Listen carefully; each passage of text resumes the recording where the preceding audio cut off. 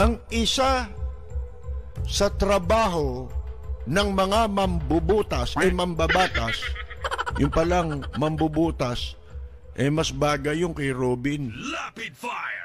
Magandang gabi po mga kaibigan. Muli pong sumasa inyo ang palatuntunang Rapid Fire.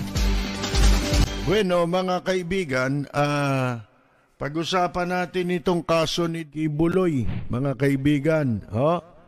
Itong nagpapanggap na siya si Kristo, si Kibuloy.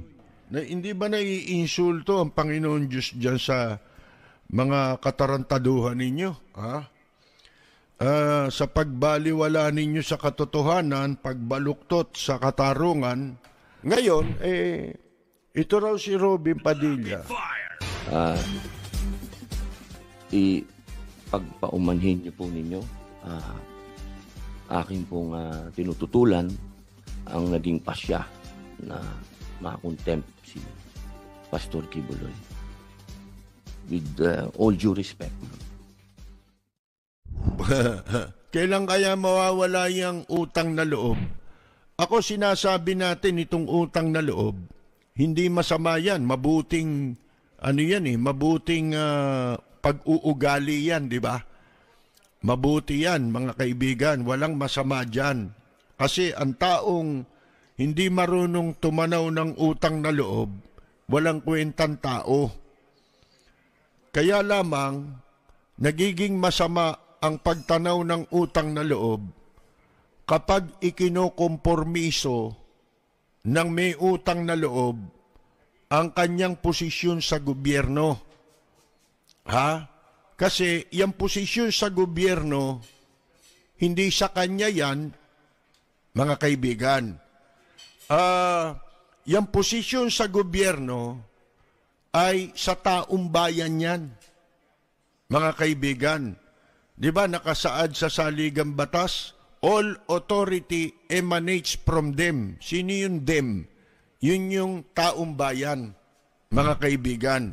Ine-exercise niya yan, ginagamit niya lang yan dahil sa kapangyarihan na ibinigay sa kanya ng taong bayan. Hindi niya sarili ang kapangyarihan. Hindi ko mo nanalo ka sa eleksyon, kaya ka naupo sa pwesto, ikaw na may-ari ng pwesto. Hindi. Ngayon, kailan nagiging mabuti ang pagtanaw ng utang na loob? Nagiging mabuti yan kapag hindi mo gagamitin ang pwesto. Ngayon,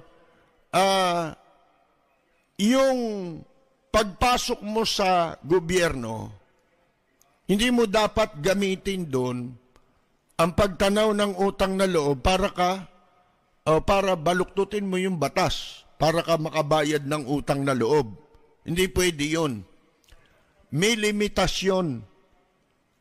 Yun yung tinatawag na propriety, mga kaibigan, yung kawastuhan. Ngayon, kung gusto mong bumayad ng utang na loob, mga kaibigan, pwede mong gawin yun, walang masama doon. Huwag mo lamang babaluktutin ang katarungan. Huwag mo lamang ikokompormiso ang batas at ang katarungan sa bansa.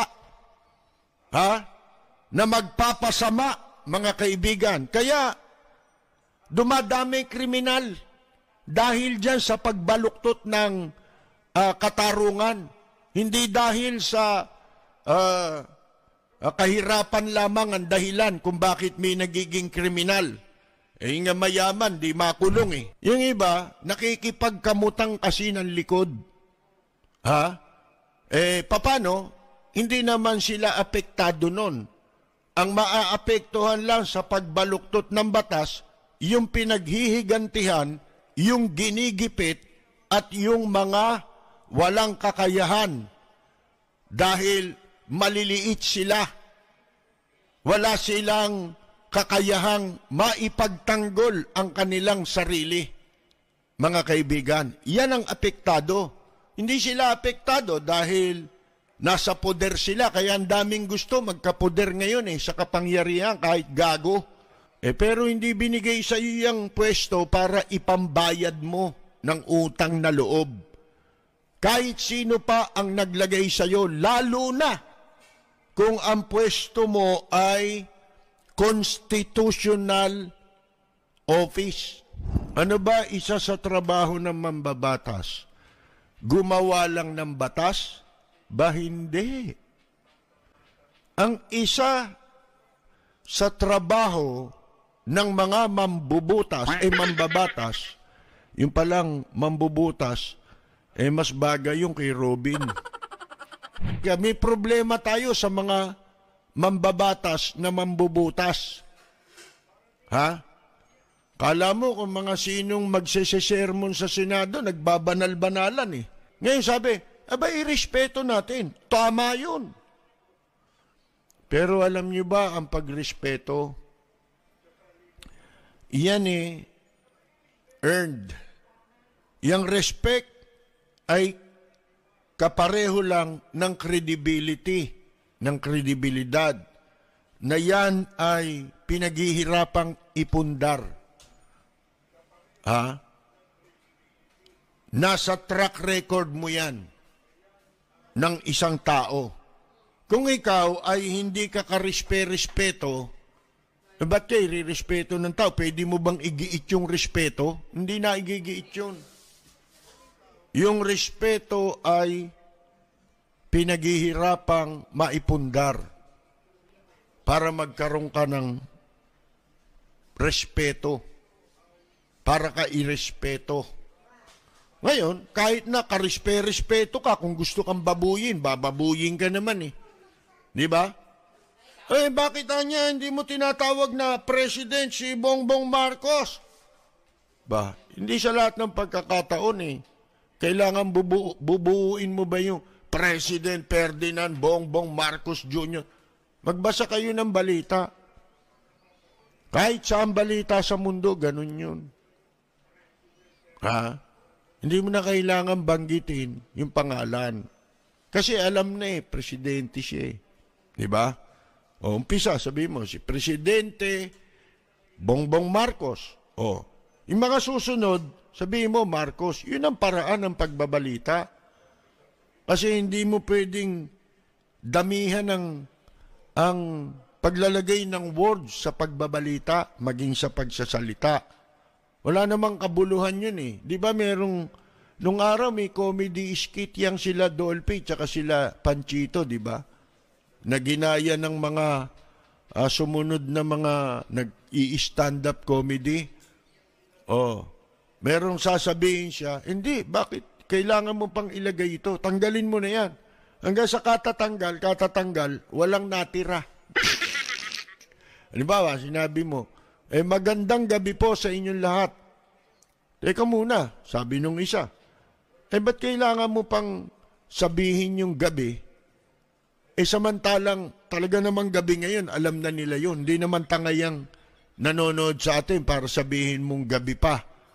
Alisin mo na yon. Ganun ba? Sige, magandang po sa inyong lahat. Teka, alisin mo rin yung maganda. Kasi pagka hindi mo inalis yung maganda, sasabihin nila, may pangit dito. Nakakahiya naman. Para mong iniinsulto yung pangit.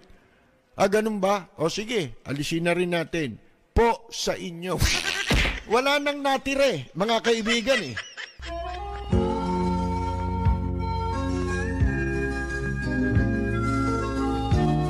Mga kaibigan, wala na naman tayong oras. Diyan po tayo muli pansamantalang magpapaalam.